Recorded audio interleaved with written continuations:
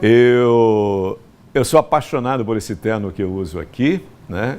Eu sou apaixonado pelo azul, você viu aqui o meu azulzinho ali, ó, o nosso despertador. A minha caixa acústica, que eu boto uma música aqui no começo para ter essa energia bacana, é azul, tudo azul, porque você vai ver como a gente combina no azul. O diabetes, gente, é uma condição que afeta milhões de pessoas em todo o mundo. A doença crônica é caracterizada pelo aumento dos níveis de açúcar no sangue, o que pode provocar danos em vários órgãos se não for tratada. E como estamos no mês de novembro, dedicado à saúde masculina, hoje vamos discutir sobre o impacto do diabetes. Eu acho que é o diabetes. Eu vou até perguntar para a doutora se é A ou O. Eu acho que é o artigo masculino, não sei. Agora fiquei em dúvida. O diabetes, né, na saúde do homem, porque é uma das doenças que mais mata a população masculina, eu não sabia. Vamos conversar agora com a mestra em Ciências da Saúde, médica endocrinologista, a doutora Laila Cordeiro. Doutora, seja muito bem-vinda. Bom dia, doutora. Bom dia, Tudo Sérgio. bem? Bom dia a todos os sergipanos. Estou aqui à disposição para esclarecer as principais dúvidas relacionadas a esse tema. Em relação ao diabetes, né? Sim. Tanto faz você falar ou diabetes ou a diabetes. Tá certo, então, os dois termos estão corretos. E pelo visto gosta também do azul. Sim, sim, sim. Então hoje aqui eu estou vestida de azul para homenagear esse mês, né? Que é um mês importante para a gente trazer essa abordagem, né, essa conscientização sobre a importância de falarmos sobre esse tema, né? Que é uma doença extremamente prevalente aqui no Brasil. Que interessante, doutora. Então vamos à primeira pergunta, por gentileza, bota no telão para nós. O Adalto Santana, doutora Laila, ele é do Brejo Grande, ele pergunta quais são as principais complicações cardiovasculares que nós homens com diabetes podemos desenvolver, doutora? Então, existe uma série de complicações, certo? Então, o paciente que tem diabetes tem um risco 2 a 4 vezes maior de desenvolver doenças cardiovasculares. E aí a gente fala de doença arterial coronariana, como angina do peito, que é aquela doença que dá dor no peito, a insuficiência cardíaca, o infarto do miocárdio. Esses pacientes também podem evoluir com AVC. É muito comum a presença de hipertensão arterial em pacientes que também têm diabetes. Então, a gente precisa controlar os níveis glicêmicos desde o início do diagnóstico dessa doença. Fazer um acompanhamento médico regular, ter uma dieta balanceada, praticar atividade física, fazer exercícios físicos com regularidade para que a gente possa evitar essas complicações. Muito bom, doutora Laila. Próxima pergunta, por gentileza, a gente botando no telão.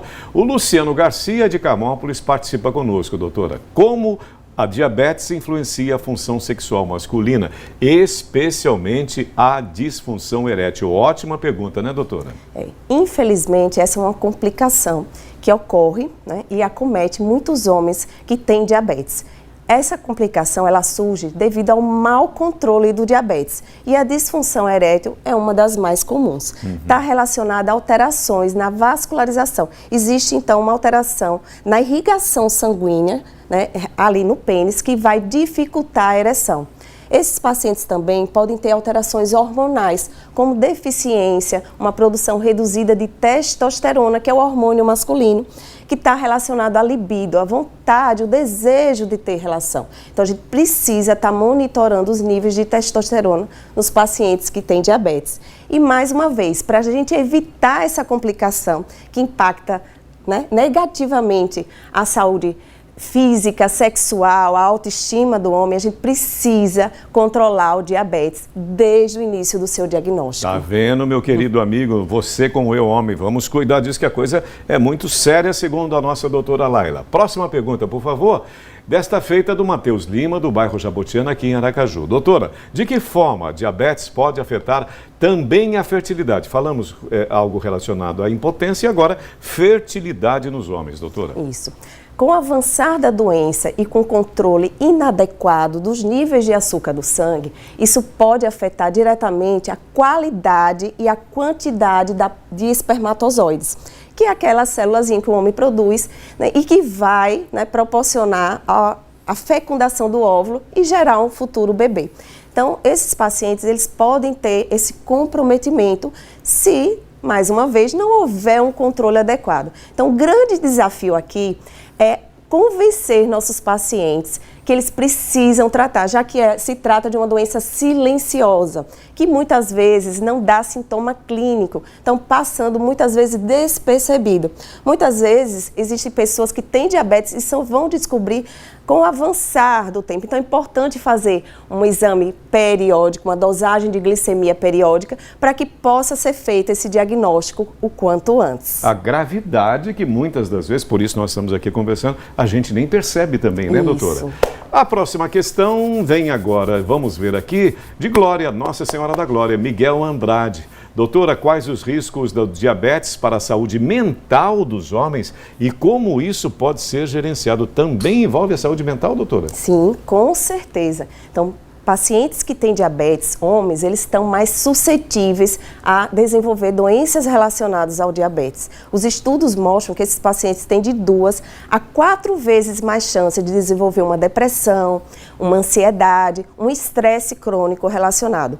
Por outro lado, quem tem diabetes e tem também a saúde mental, vai ter também um controle pior da doença. Então, isso está relacionado, porque esses pacientes, eles tendem a fazer escolhas alimentares piores, a não querer se exercitar, né? Então, é importante que a gente tenha, né, uma abordagem concomitante, um suporte psicológico para esses pacientes e que a gente rastreie ativamente a presença dessas doenças em quem tem diabetes. Olha só, alimentação, gente, atividade física, doutora Laila. Itabaianinha, a pergunta do Antônio Carlos Santos. Como o diabetes aumenta a vulnerabilidade dos homens a infecções e problemas também de cicatrização, doutora? Isso.